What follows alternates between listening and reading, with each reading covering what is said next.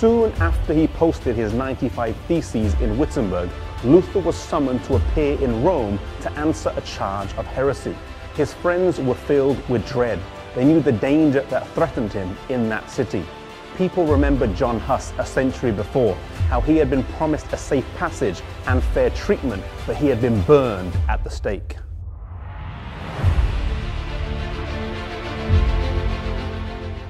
Elector Frederick of Saxony, one of the 7 German princes, demanded that the trial be held within the boundaries of his territory.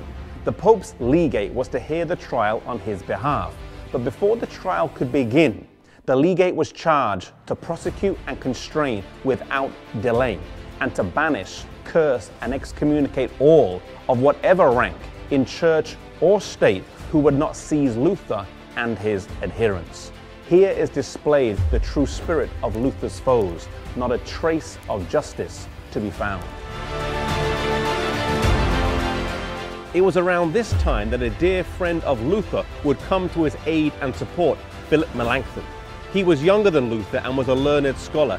His carefulness, gentleness, and exactness would serve as a complement to Luther's courage and energy.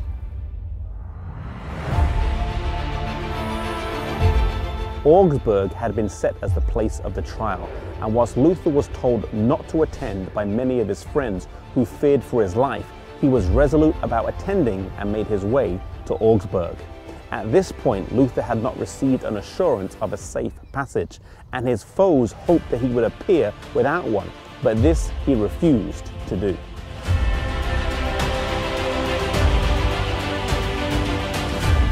The legate was at first very friendly in his exchanges with Luther, but he misjudged his determination and the strength of his convictions.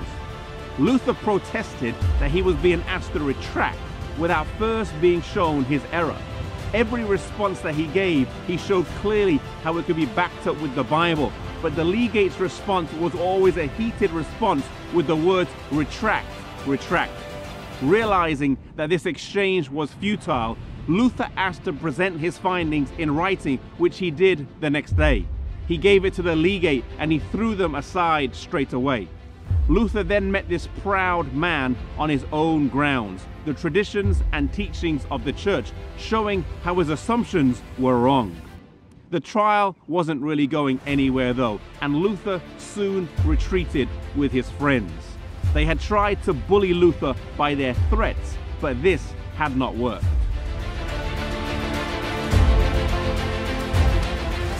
Luther's teachings and writings were spreading across Germany like wildfire, and eventually Rome resorted to a bull of excommunication.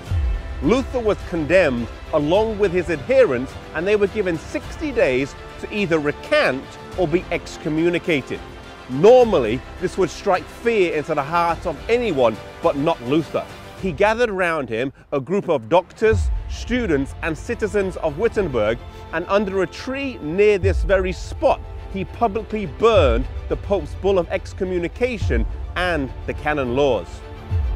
Rome produced another bull of excommunication against him, declaring his final separation from Rome, saying he was accursed of heaven and condemning anyone who would adhere to any of his doctrines.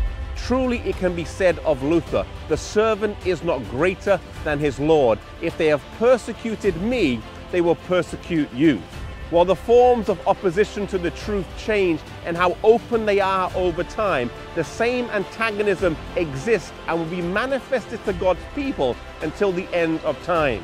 If you are being persecuted for the stands that you are holding and for the convictions that you have, I want to encourage you that no matter who you are, no matter where you are or what the situation is, stand boldly for God, stand courageously for God, no matter what the cost may be.